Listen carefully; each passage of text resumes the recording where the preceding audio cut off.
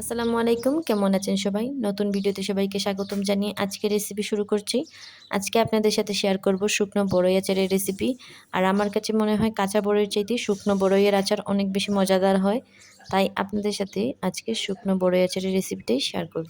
তো চলুন রেসিপিতে চলে যাওয়া যাক। প্রথমেই আমরা আগের দিন রাতে ১ কেজি পরিমাণ বড়ই পানি দিয়ে ভিজিয়ে রাখবো।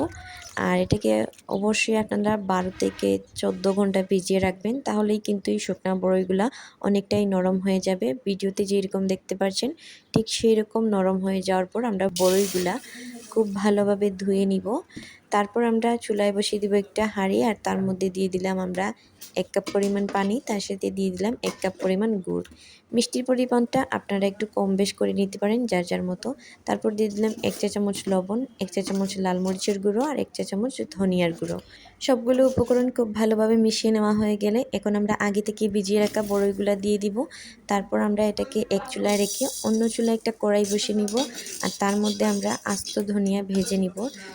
এই আস্ত ধনিয়াগুলোকে আমরা গুঁড়ো করে নিয়ে সেই আচারের মধ্যে দিয়ে দিব, তাহলে খুব সুন্দর একটা ঘ্রাণ আসবে।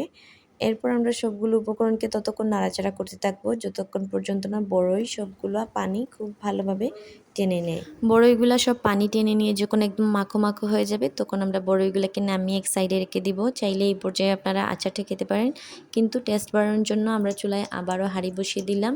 তার মধ্যে দিয়ে দিব কিছু পরিমাণ সয়াবিন তেল আর ২ টেবিল চামচ পরিমাণ রসুনগুলোকে খুব লাল লাল করে ভেজে নেওয়ার পর আমরা বড়ইয়ের আচারগুলো দিয়ে দিব। আর সবগুলো উপকরণ খুব ভালোভাবে মিশিয়ে নিলেই আজকের আচারটা তৈরি হয়ে গেল। আর এই আচারটি খেতে অসম্ভব মজাদার। অবশ্যই বাড়িতে এই আচারটি একবার হলে ট্রাই করবেন আর কমেন্ট করে জানাবেন কেমন লাগলো।